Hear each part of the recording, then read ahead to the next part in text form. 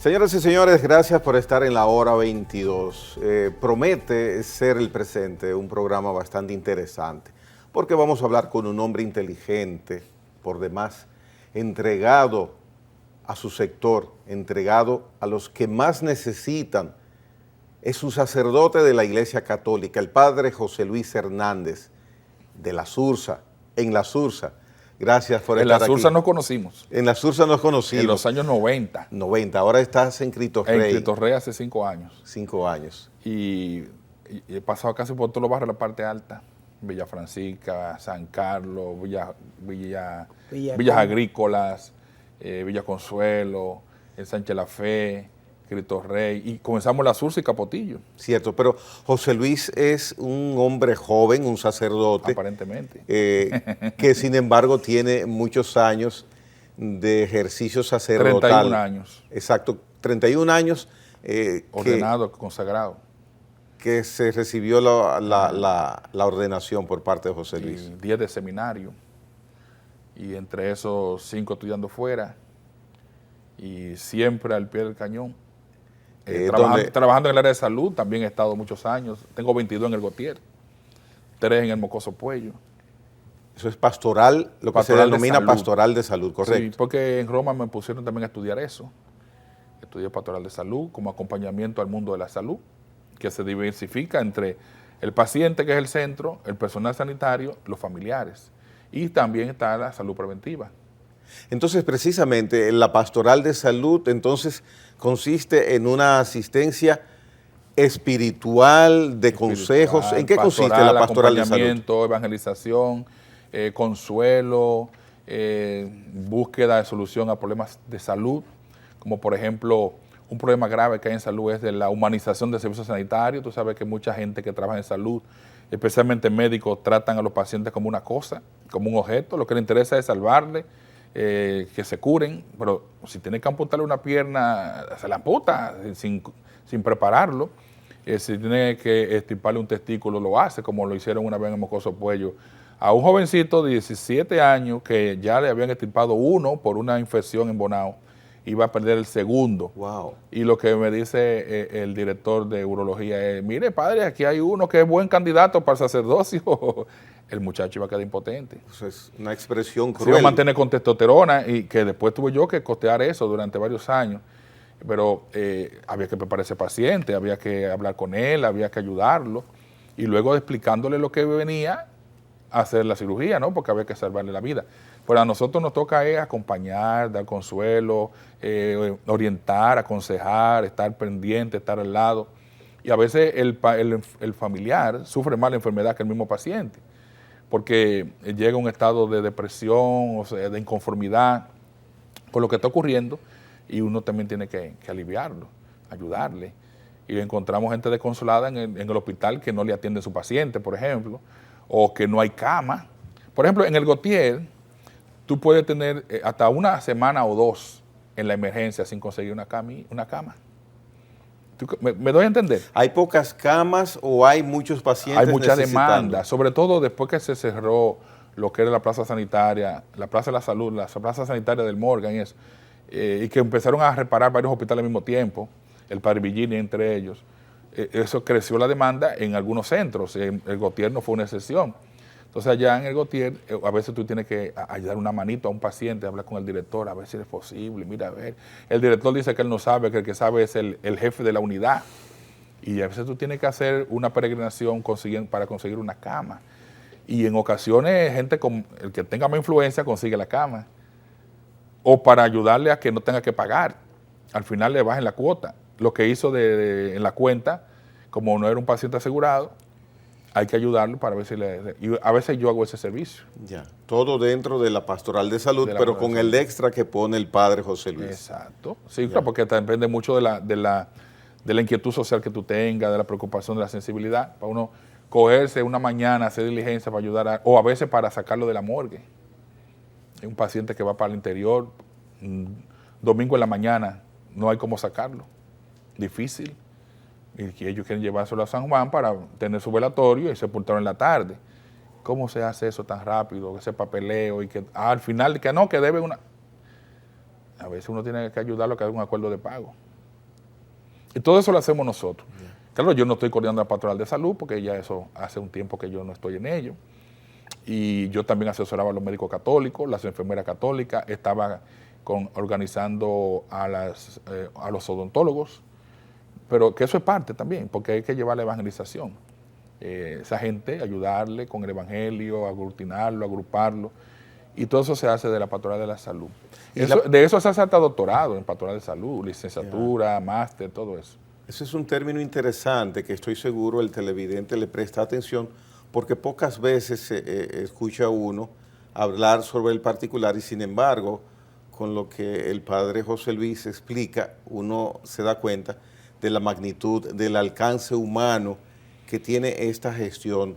Pastoral de salud dentro de la Iglesia Católica, que tiene su organigrama bastante bien definido. Entra en la pastoral social. En la pastoral social. ¿Y la pastoral social se maneja desde dónde? La pastoral social es prácticamente un gran abanico, donde entran todas las áreas de servicio y acompañamiento en el área social. Tú tienes ahí pastoral de la tierra, cuando sobre todo se trabaja en un lugar agrario, agrícola. Tú tienes pastoral de la mujer, pastoral de los derechos humanos, pastoral de la penitenciaria. Fray Aristide de Richardson pertenece a la pastoral social, penitenciaria, pastoral, todo lo que es en el campo social. Entonces, pues te digo que es un abanico grande. Entonces hay una persona que coordina todo eso, pero cada pastoral tiene su responsable. Yo era de la pastoral de salud, Fray Aristide de la pastoral penitenciaria. Es un mundo bastante interesante y sobre todo si a uno le gusta eso. ¿Dónde nace José Luis Hernández? Eso no tiene importancia, Gregorio. Bastante, padre, bastante. Porque yo soy de La Victoria. Usted de La Victoria. De La Victoria. Yo soy el primer sacerdote nacido después del río Isabela hasta el río Guanuma. O sea, toda esa parte de Villamella, Sabana Perdida, La Victoria, yo soy el primer sacerdote. Después de mí han venido dos más. Y mira, estamos hablando de una parroquia como La Victoria que tiene más de 150 años. Es una parroquia fundada por allá, por los años de la restauración. Y entonces no había salido un sacerdote. Entonces yo, miembro del movimiento de Chonsta, que tiene su santuario allí en La Victoria, pues tuve la inquietud, a partir de la experiencia ahí, de entrar al seminario en el año 80, teniendo 2 años de aspirante, yendo a ver, hasta que finalmente entramos. Y ahí en el Santo Tomás de Aquino, muy cerca de aquí, en la Sarasota, nos tiramos 10 años.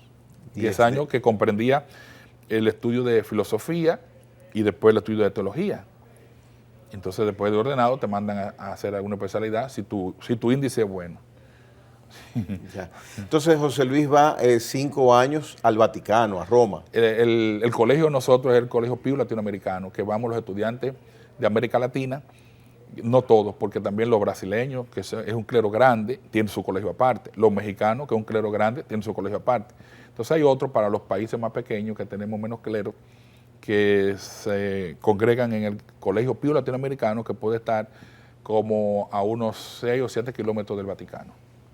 Entonces teníamos que pasar todos los días por la plaza para ir a la universidad. Pues entonces los colegios son como el lugar donde vivimos, pero cada mañana o en su horario se va escogiendo el bus público o el metro a la universidad. Hay varias universidades católicas, una de las principales es la Gregoriana, de los jesuitas, y ahí convergemos gente de casi para todo el mundo. Y ahí se estudia lo que el obispo entiende que tú deberías estudiar para ayudarlo después cuando tú vuelvas. ¿Y qué estudió José Luis? Yo estudié filosofía en la Gregoriana y en el Instituto Internacional de Pastoral Sanitaria estudié pastoral de salud y bioética. La bioética se hace con la Universidad del Sagrado Corazón, que es una universidad donde está el Hospital Gemelli, donde normalmente llevan al Papa, el Gemelli. Y ahí tú encuentras, lo bueno de todo eso, la riqueza que hay es que tú conoces gente de todas partes y de todas las culturas y empiezas a conocer cosas, como conocí yo el mate de parte de los sudamericanos, de los argentinos que son locos con el mate. Lo único malo de ellos es que se lo pasan de boca en boca, pero el mate, eso es famosísimo entre ellos. El mejor regalo que le puedo hacer es la funda de mate. Agradecemos realmente la oportunidad de intercambiar con el padre José Luis, que es un gran amigo mío y de todos desde hace muchos años.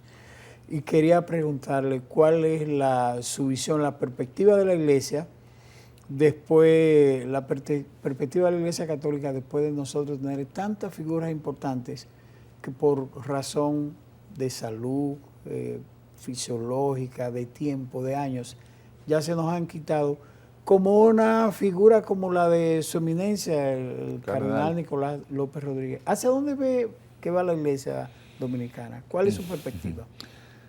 Tú ves que quieres llevarme para lo hondo. Me hiciste una pregunta difícil. Pues yo te lo voy a responder porque yo estoy aquí para contestarte todas las preguntas que tú me hagas, ¿verdad? La Iglesia dominicana está pasando, desde mi punto de vista, y pudiera estar equivocado y cualquiera puede rebatirme, está pasando por una tremenda crisis. Aquí y fuera de aquí. Pero yo me voy a circunscribir aquí. Una crisis en el sentido de que la Iglesia ha ido abandonando muchos espacios.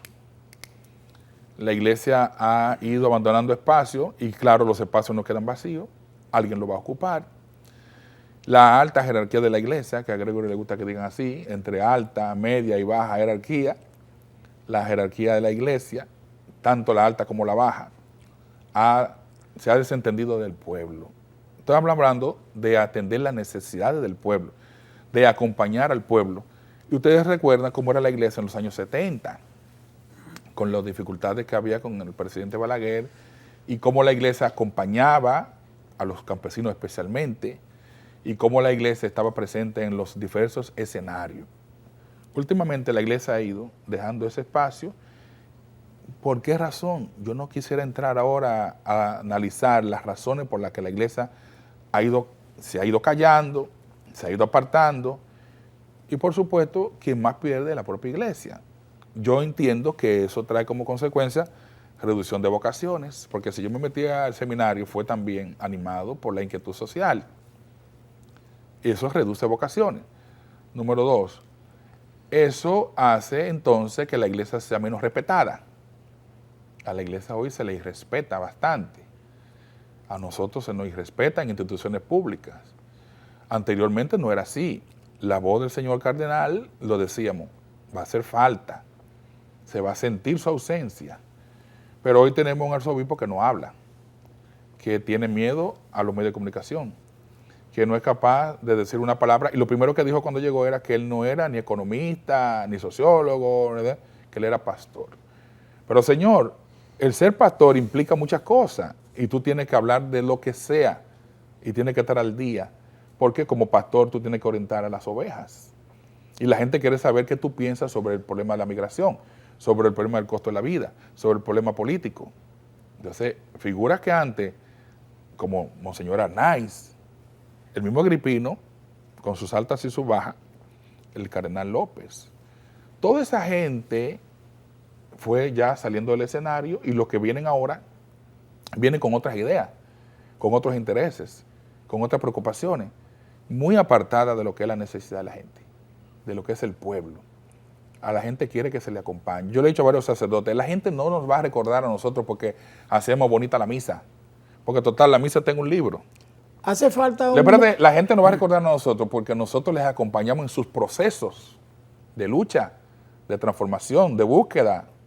Y eso es lo que la gente va a decir. Cuando estaba el padre, ¿te acuerdas del padre Guerra, por ejemplo? Simón Bolívar y en Cotuí.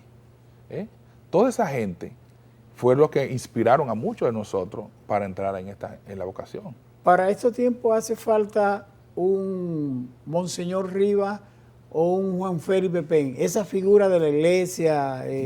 Alguien va a decir que cada uno en su contexto, que según las circunstancias, como decía Ortega, ¿no, verdad?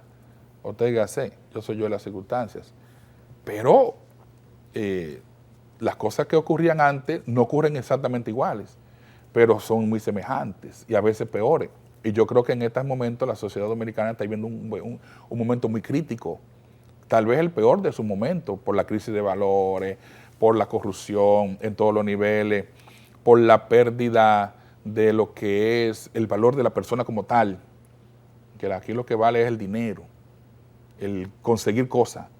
el aprovecharse. Entonces, ¿qué dice la iglesia? Tal vez hay algunos de los miembros de la iglesia en la jerarquía que también nos estamos metiendo en ese mismo, bailando la misma música, o nos estamos entreteniendo con el deseo y con la búsqueda de que también nos den lo nuestro. Porque lamentablemente tenemos una iglesia de rodillas. La iglesia dominicana no hace un retrete que no necesite la colaboración del gobierno. ¿Me explico? Sí. Y si tú tienes que pedir o recibir o esperar que te den, tú vas a tener una mordaza. Porque tú no vas a decir o vas a ser libre para hacer y decir lo que tú quieras. Al fin de cuentas, algún obispo te llamará la atención, como me lo han hecho a mí. Cuando en septiembre 20 nosotros no abrimos las clases, porque la escuela San Pablo Apóstol se estaba con muchas grietas y en desperfecto sanitario y eléctrico, lo que querían era darle una pintura, y nos opusimos y tuvimos problemas. Y un viceministro me amenazó, me llamó y me dijo de todo, me insultó y me dijo de todo, me dijo que si yo sabía que me estaba enfrentando con el poder, que poder para usarlo y que me tuviera la consecuencia. Oye, un obispo me llamó a mí y me dijo que abriera la escuela, que tenía que abrirla. Entonces, ¿Y qué hizo José Luis?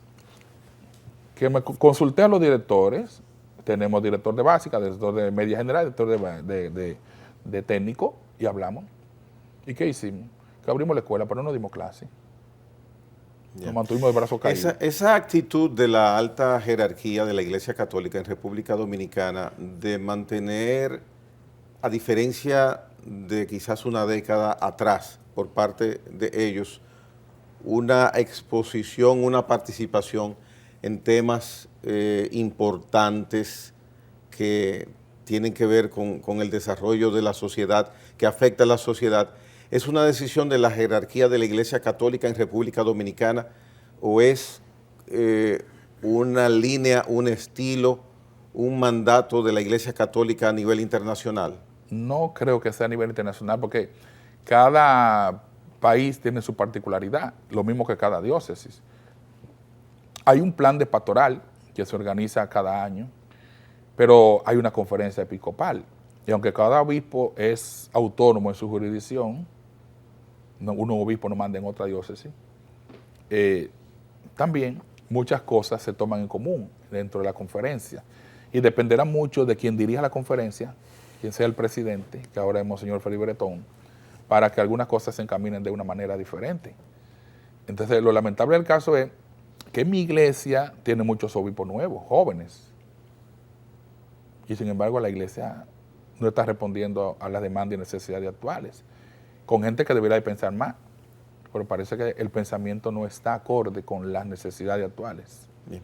Vamos, Padre José Luis, a seguir hablando sobre ese particular tan importante, tan delicado, que tiene que ver con el comportamiento hacia la sociedad, hacia el roce con la sociedad, la interacción con la sociedad de la jerarquía de mayor nivel de rango en la Iglesia Católica, porque verdaderamente esto preocupa. En Dominicana la mayoría somos católicos, la mayoría de la población. Porcentaje que me parece va disminuyendo con el tiempo también. Sí. José Luis Hernández, padre de Cristo Rey, está con nosotros hoy día y continuamos conversando con él en unos instantes.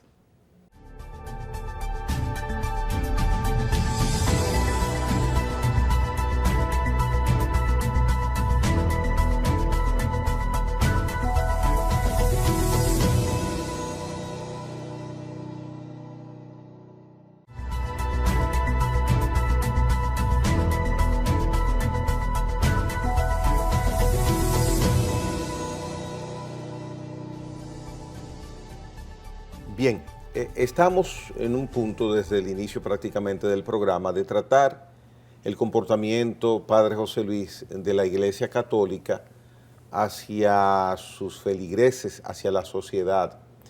Hace un tiempo tuvimos aquí la compañía agradable, grata, igual que la de usted, honradora ambas compañías, de Víctor Masalles, del obispo Víctor Masalles de la diócesis de Baní, y precisamente tocaba el tema relacionado al liderazgo de la Iglesia Católica en República Dominicana. Entonces, Pero cuando él dijo eso, encontró respuesta de 2 obispos. Le salieron al frente diciendo que él estaba equivocado y que no era así. Y entonces, cuando tú tomas una postura, tú sabes que habrá reacciones. Todo el mundo, primero, no piensa igual. Segundo, hay personas que tratan de defender lo suyo. Y Víctor Mazallá encontró reacciones adversas en ese momento. ¿tienen similar criterio ustedes en ese sentido? ¿Podría encontrarse el padre José Luis? Claro. Quizás en alguna situación. Sí, no, porque de Abinader llamarle me a está metiendo capítulo. para un sitio que me pueden llamar la atención. Pero a mí no me importa porque yo soy libre, ¿entiendes? En el sentido de que yo tengo mi criterio propio, tengo mi luz propia, tengo mi manera de pensar, mi forma de ser, y yo nunca me voy a morir de hambre. Y José Luis externa esas inquietudes a lo interno. No hay espacio en la iglesia para eso. Pero, perdón, padre, lo más, y cuando hago la pregunta era esperando un sí, porque tiene el suficiente valor para externarlo, está haciendo aquí hoy día públicamente su queja de algo que su iglesia debería modificar. Entonces, dice usted que internamente no hay esos espacios para presentar y hacer confrontaciones válidas, normales. Yo tengo meses hablando con algunos de los que están más cercanos al obispo Osoria, para que hagamos a puerta cerrada una autocrítica, un autoexamen, que lo hace todo el mundo que tiene cabeza, porque yo lo hago en mi parroquia, examinar, a ver, evaluar cómo van. En la iglesia, en mi diócesis, no existe ese espacio de sentarnos a dialogar sobre cómo va la marcha de la iglesia en el trabajo que estamos haciendo y sobre todo la repercusión que se está teniendo hacia afuera. Por ejemplo, yo mido, y algunos me han criticado, la parroquia como una empresa. Yo tengo que medir si vamos en superávit o vamos en pérdida. Cuando yo termine la Semana Santa, tengo que sentarme a evaluar el grado de participación de la gente, la asistencia, la organización, lo que obtuvimos, todo eso. Pero si me dicen que este año fue menos gente a la celebración que el año pasado, nosotros tenemos que revisarnos. Y hay gente que no hace eso, simplemente sigue cometiendo los mismos errores. Por ejemplo, la misa del 24 de diciembre, Nochebuena, que la vamos a hacer a las 7 o la vamos a hacer a las 9. Vamos a hacerla a las 7, porque a las 9 ya la gente no viene, la gente tiene miedo, sale a la calle. La hacemos a las 7. Pero si nosotros la seguimos haciendo a las 9 de la noche, a sabiendas de que ya este año fue menos, vamos a caer en lo mismo y va a haber cada vez menos personas. Pero en la iglesia no se examina, no se hace la autocrítica, no hay sinceridad en el abordaje de los temas. Entonces yo tengo varios tiempos diciéndole a varios, díganle al obispo, vamos a hacer eso, me la voy a jugar, voy a tener que hacer un escrito. Y no lo hacen. Entonces yo, ¿y por qué no lo hacen? ¿Qué le temen? Llegar a la verdad. ¿Qué es lo que está ocurriendo? Que muchos obispos se están comportando como empresarios y muchos sacerdotes, pues me voy a meter yo, nos estamos comportando como funcionarios. O sea, hacemos lo que nos toca hasta donde nos... y ya, no paso de ahí. Acompañar juntas de vecinos, organizaciones comunitarias, promover la organización de la gente. No, eso no le toca al sacerdote. Hay muchas cosas que hacer. Y eso no es parte del trabajo del pastor. Estar con la gente, promoverlo, ayudarlo, salir con ellos en una comisión a pedir. Y si no le hacen caso, cerrar la calle, hacer una protesta. Por eso es parte del trabajo. Ah, no, que eso no te toca. ¿Dónde va a estar? Cuando dicen los funcionarios, los sacerdotes tienen que estar en la sacristía. La sacristía. En la sacristía. Yo duro 5 minutos vistiéndome para salir a la misa. Pero Jesús estaba todo el tiempo en las calles buscando y socializando con almas. Pero que el Papa Francisco mandó a que tiraran a la calle, porque la iglesia está en la calle. En el templo lo que hay es celebración, es un momento de culto. La iglesia está en la calle, entre los callejones, entre el basurero, entre el patio, está la iglesia que no tienen retrete, o que no tienen cloaca, o que no tienen luz, o que no tienen agua. Esa es la iglesia. ¿Y cómo yo pretendo que esa gente venga a hacerme coro a mí en la misa si yo no lo acompaño? Si yo no estoy con ellos. Si no los oriento, si no llamo funcionarios para que me dé una cita para llevarlo a ellos. No. Y en el fondo de todo eso, padre José Luis, ¿usted cree que realmente entonces la iglesia, como decía en ese contexto Gregory sobre el obispo Masayo, ¿usted cree que la iglesia ha ido perdiendo liderazgo en los grandes escenarios de la República lo ha ido Dominicana, cediendo? del país? Yo creo que más lo ha ido cediendo. Porque a la hora en que tú te apartas de un foro, o a la hora en que tú no quieres hablar, o a la hora en que tú tienes temor, ¿cómo te van a buscar si tú no quieres hablar?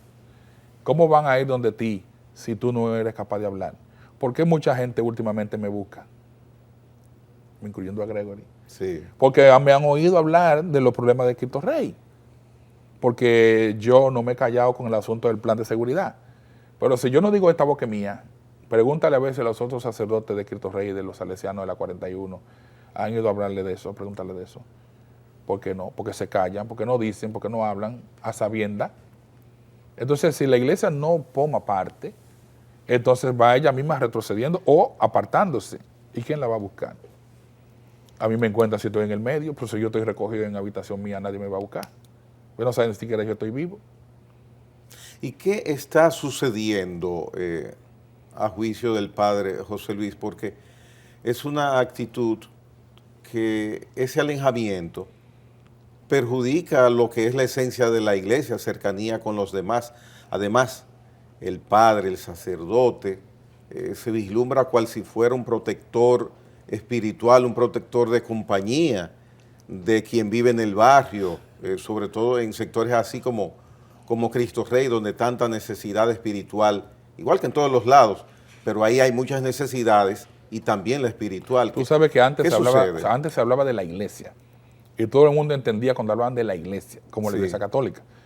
Hace unos años se habla de las iglesias. ¿Por qué?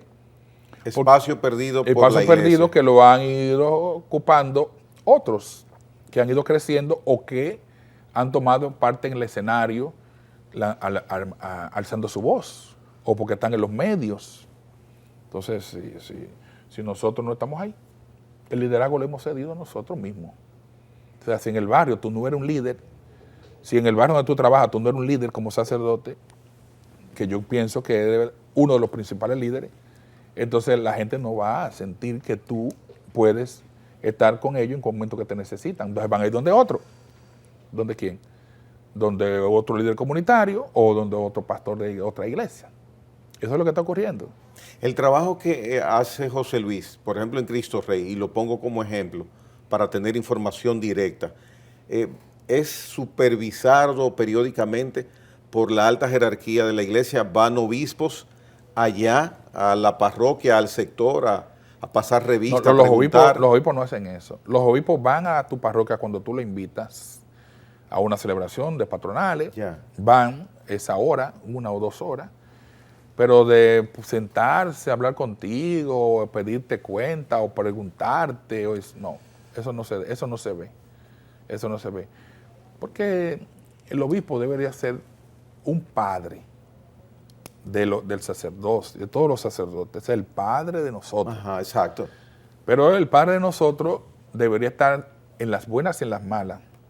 Es decir, si yo denuncio que un viceministro me ha maltratado, me ha insultado, o que yo tengo un problema de opinión pública en la escuela que ha salido trascendiendo la opinión pública, el obispo debería llamarme o mandarme a buscar o decirme, preguntarme qué está ocurriendo, qué está pasando. Eso yo nunca lo he sentido. No lo he sentido nunca.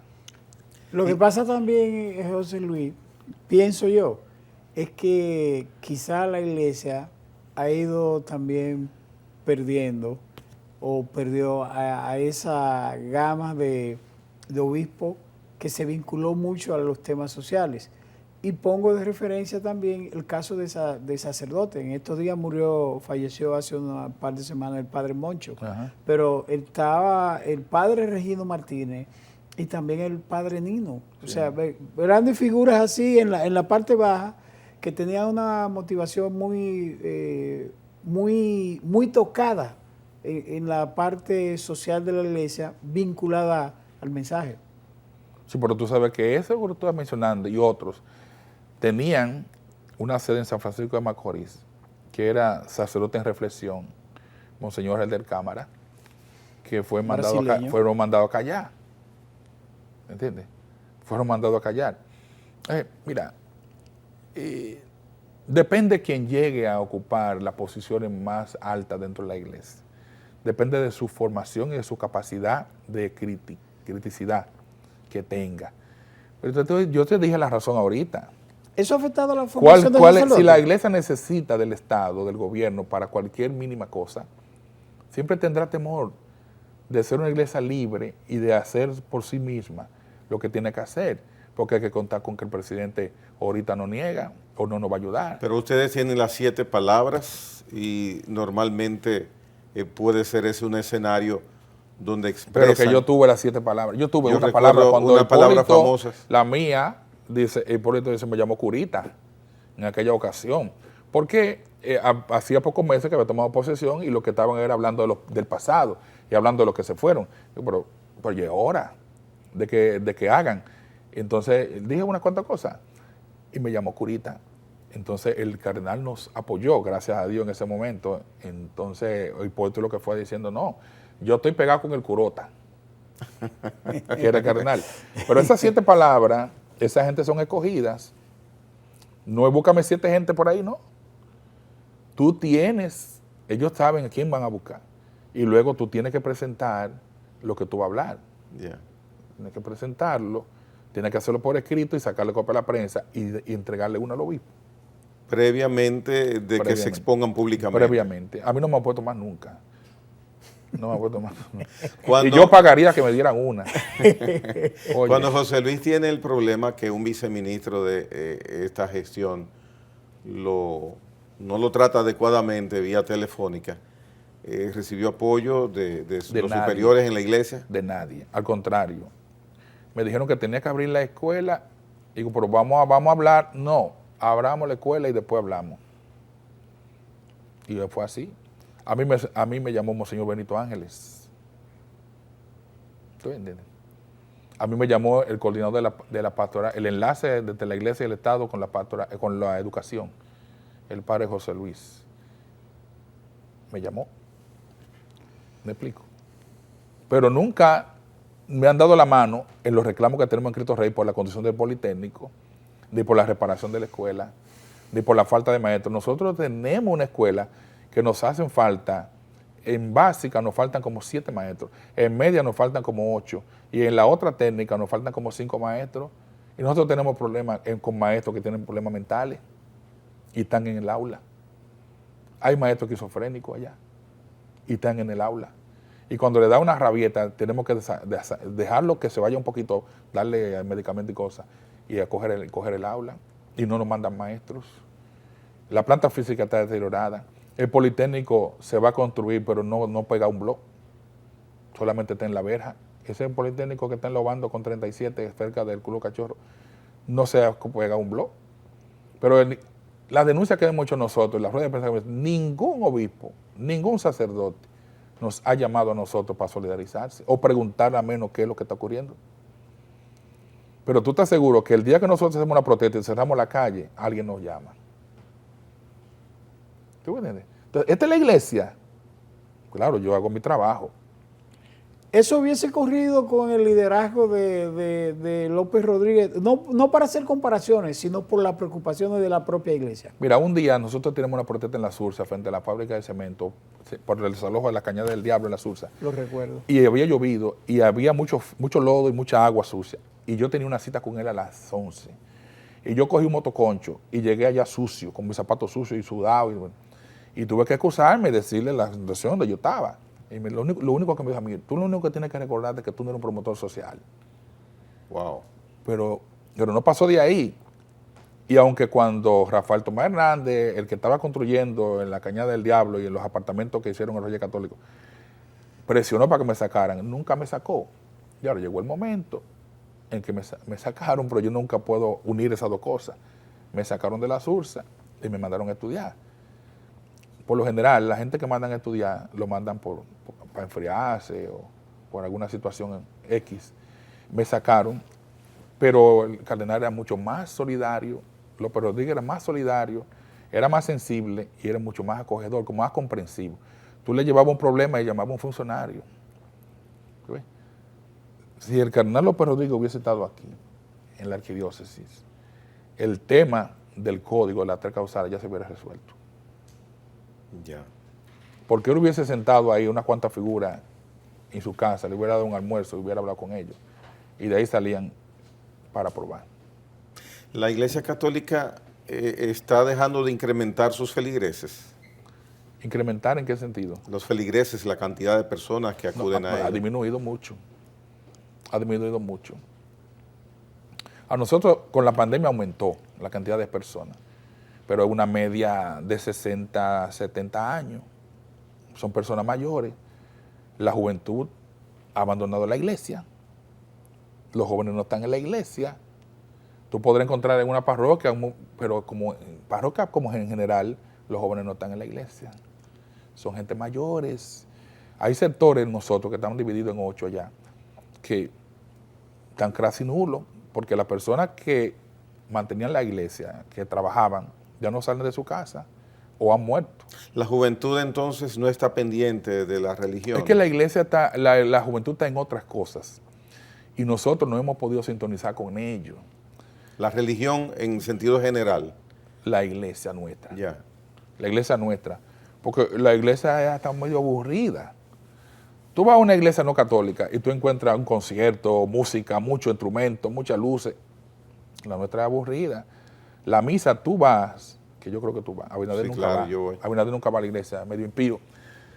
Pero tú vas a la iglesia católica y tú te sabes la misa desde que comienza hasta el final. Tú te la sabes, tú la puedes ir Sí, diciendo sí, al paso con, sí. con el sacerdote. La iglesia católica es aburrida. Yo me inventé un grupo de teatro para ver si jalaba muchachos. Me inventé también un grupo de baile. Hicimos un torneo de básquet el otro día para ver si jalaba muchachos. Pero esas cosas son difíciles de mantener. Y entonces, ¿por dónde va la formación sacerdotal en el marco de esa situación? Si nosotros lo que estamos adelante estamos presentando un perfil, los que vienen detrás, lo que están buscando es terminar para enrolarse en lo mismo. Tener un vehículo, tener su seguridad, tener todas sus cosas, tener su vida asegurada. Lo que quiero decir es los niveles No, tú querías que te dijera eso. No eso. No Porque eso. Abinader tiene que No ser más eso, sincero, No Gregory. eso, Padre José Luis. Él quería que dijera eso. No, yo lo que quería saber era, por la pregunta que hizo Gregory, el nivel de formación De lo de que vienen gente detrás. usted hablaba ahorita, ahora le digo usted hablaba ahorita de la devoción, de cómo se ha reducido el nivel de devoción y de Hay muy pocas vocaciones participación y también. la vocación Con respecto a la sacerdotal. demanda poblacional, la cantidad de habitantes, la población de seminaristas es ínfima. Eso es lo que quería saber. Muy pocos muchachos hay en seminario. Porque No se estimulan. no se estimulan porque, bien, man, ¿qué tú vas a buscar ahí? Si me oyen hablando como yo estoy hablando, ¿qué tú vas a buscar ahí? Entonces, tú vas a una iglesia revolucionaria, una iglesia activa, una iglesia dinámica, una iglesia combativa. Pero una iglesia, como le daba yo clase a los muchachos, decía, si tú vas a ser sacerdote para hacer lo mismo que estoy haciendo yo, no te metas en esto. Trata de hacer algo diferente.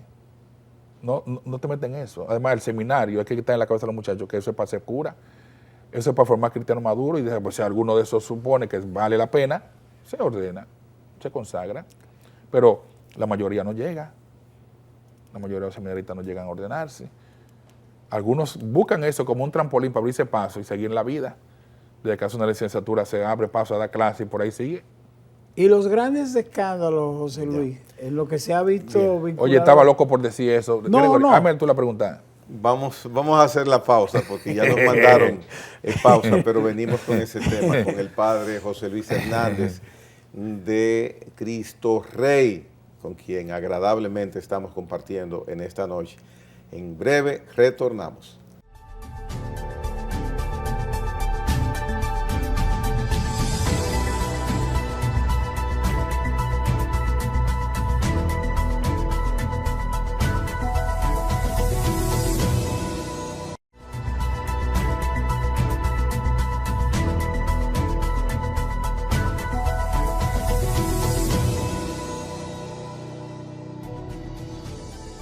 Bien, padre José Luis Hernández, ¿qué determina que un sacerdote como usted se mantenga durante 31 años de ejercicio sacerdotal en barrios de sectores populares de la capital de la República y no cruce, por ejemplo, a un sector económico diferente aquí en la capital o que vaya a Santiago? En sentido general, un sacerdote, ¿qué determina que se quede en determinado tipo de parroquias? No, de acuerdo... lo primero es que nosotros estamos en diócesis. Entonces, si tú naciste en una localidad que pertenece a X diócesis, tú siempre vas a ser de ahí. Siempre vas a ser de ahí. Como yo soy de La Victoria, pertenezco a la Arquidiócesis de Santo Domingo. Si hubiese nacido en La Vega o en Campo La Vega, hubiese sido la diócesis de La Vega. Soy de aquí. Pero no es posible, por ejemplo, que usted vaya a La Vega. Prestado a alguna necesidad, a un asunto puntual, yo puedo ir prestado. Hay sacerdotes del Cibao que están en el sur, prestados, porque en el sur hay menos clero. Entonces, después yo he tenido la suerte de trabajar en barrio, porque es lo que me gusta. Pero después existe en la iglesia lo que es el estigma. No, ese es ahí que él pega. No lo lleve para allá porque ahí va a tener problemas. Entonces, te dejan siempre ahí. Te dejan siempre ahí, porque si te llevo a tal lugar, va a tener dificultades. Y tú sabes cómo son esa gente, que no van a aguantarle lo que le aguantan allí en el barrio, porque la gente del barrio, al fin de cuentas, te aguantan más, tienen menos posibilidades de comunicarse con el obispo, pero en un sector residencial alto, clase alta, son capaces de levantarse el teléfono y el obispo lo coge de una vez. La gente de la 40 le da brega, llama al obispo y que el obispo se lo coja de una vez. José Luis, llama al obispo, tiene comunicación con el obispo. Sí, si yo quiero, sí.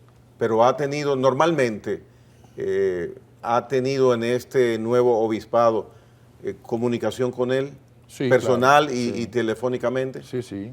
Yo era coordinador de la zona Arroyo Hondo Cristo Rey y después de unos meses renuncié porque sentí que no me estaban dando apoyo. Porque muchos sacerdotes no estaban contribuyendo con esa coordinación y yo se lo dije a él y él no me hizo caso. Entonces le presenté mi renuncia y nunca me contestó. Simplemente puso a otro.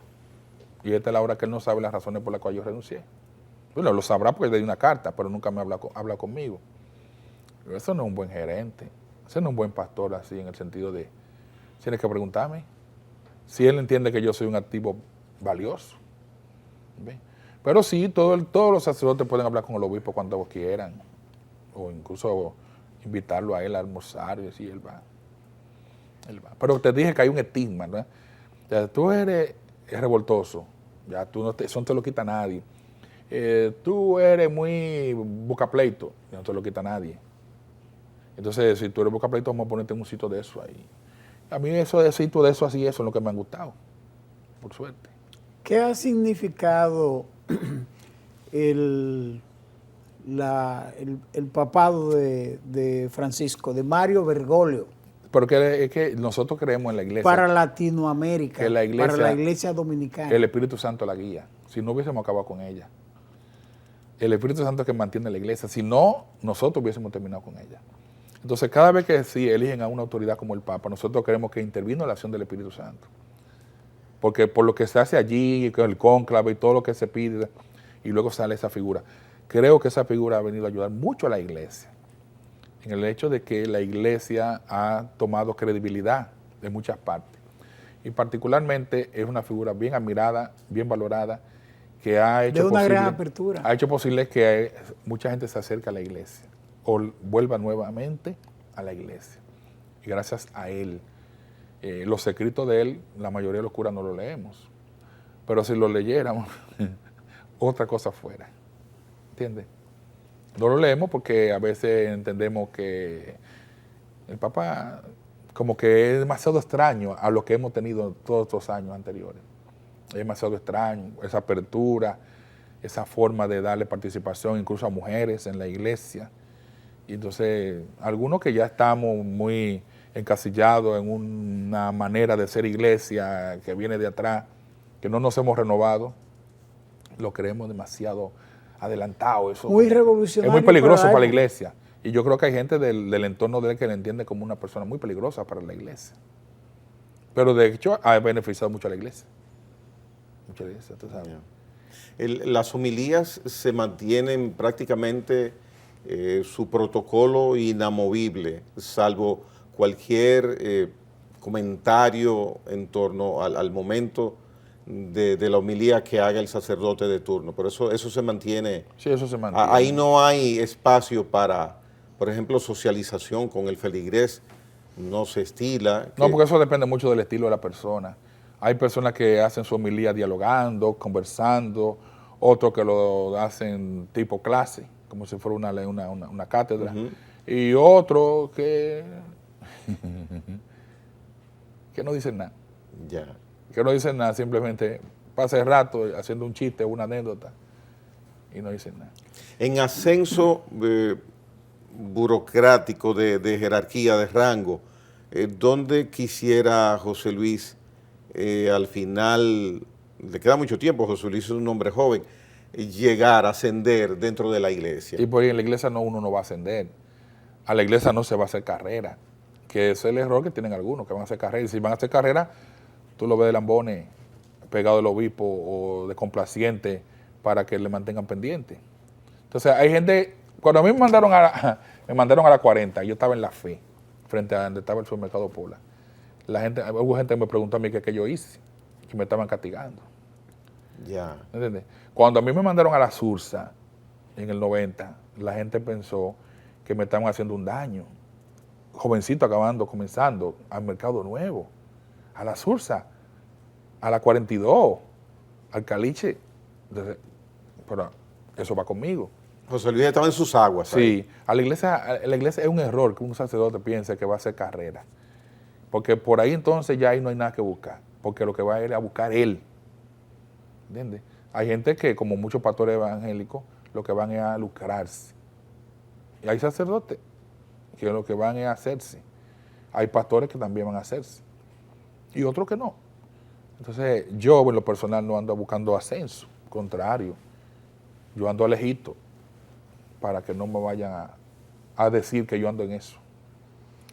¿Habrá sacerdotes que no quisieran estar como muy cerca en esta travesía de José Luis para...? Es que hay celo, tú sabes que en todo hay celo, y hay envidia, y hay gente que empieza a creer que tú le vas a quitar el puesto.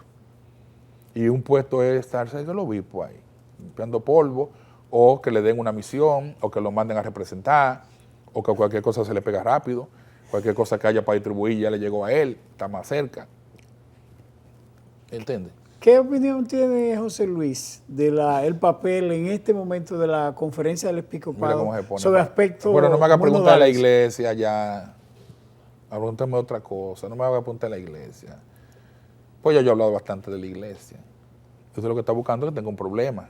No, jamás. Pues Imposible. claro que sí, Abinader. Usted es un hermano. No, Abinader. Opinión de la conferencia del episcopado, que es la rectoría de la iglesia. ¿Y qué tú quieres que diga la conferencia? No, sobre temas nodales. Usted planteó ahorita el tema decía que el cardenal, si hubiese estado vigente, hubiese resuelto muchos temas. Claro.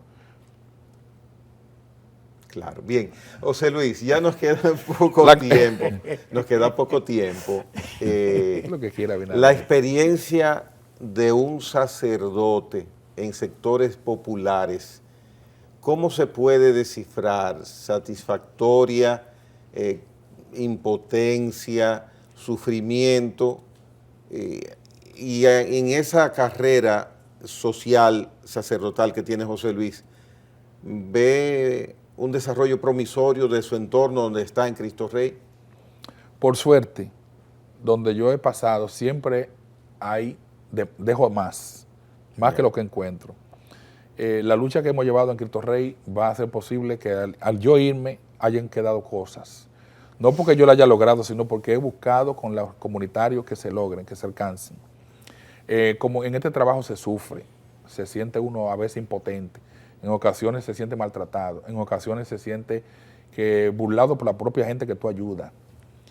Pero uno no trabaja para buscar satisfacciones humanas. Yo no trabajo para buscar satisfacciones humanas, para buscar reconocimiento, para buscar que se me aplauda. Yo sé que eso es posible y cuando me va mal, lo que pienso es en Jesucristo. ¿Qué pasó y cómo terminó? ¿Qué fue lo que ocurrió con él y por qué ocurrió eso con él? ¿Me explico? Entonces uno que tiene que irse a ver uno está en esto por la gente, por sí mismo o en el nombre de Jesucristo. Yo creo que en el nombre de Jesucristo. Y está atento o disponible para lo que sea. La comunicación, la conversación con Dios es fluida, a menudo, es buena. Porque depende de lo que tú entiendas por orar, porque si tú entiendes que orar es estar arrodillado delante del Santísimo Sacramento del altar, es una cosa. Pero si tú entiendes, como yo, que la oración te la puedes hacer hasta manejando, o que tú puedes orar en la calle, o que tú te puedes parar a hablar con una gente y hacer una oración, no necesariamente tienes que estar ahí pegado del altar. Yeah. Tú oras de muchas maneras, y hasta mentalmente tú puedes ir orando en el camino. ¿Entiendes? Hablan mucho Dios y José Luis. Él habla más que yo. Dios me habla más que lo que yo le hablo a él. Qué bueno. Yo soy un hombre de poca oración, de esa que tú dices, de esa oración verbal. Sí. Yo soy poca oración. Yeah. Sí. Pero a Dios se le encuentra en todas partes. Y esa es la suerte. Bien. Padre José Luis Hernández, muchas gracias por estar en la hora 22. Estamos a la orden, pero usted tiene que afilar bien a Abinader, que me mande por escrito lo que me va a preguntar. Sí, hay que depurar lo que él va a preguntar. Está muy fuerte, muy fuerte. No, que va. No, y la forma en como él se pone para hacer esas preguntas. El padre José Luis es un hermano. Si un tengo hermano. problemas, tú vas muy querido. va a tener muy que querido. ir allá también a ayudarme. Diocesano por demás. Señores, gracias por haber participado como televidentes y nosotros sirviéndoles de intermediario para que conozcamos cómo piensa, cómo se desenvuelve ese interesante sacerdote de la sociedad dominicana que es José Luis Hernández. Hasta la próxima.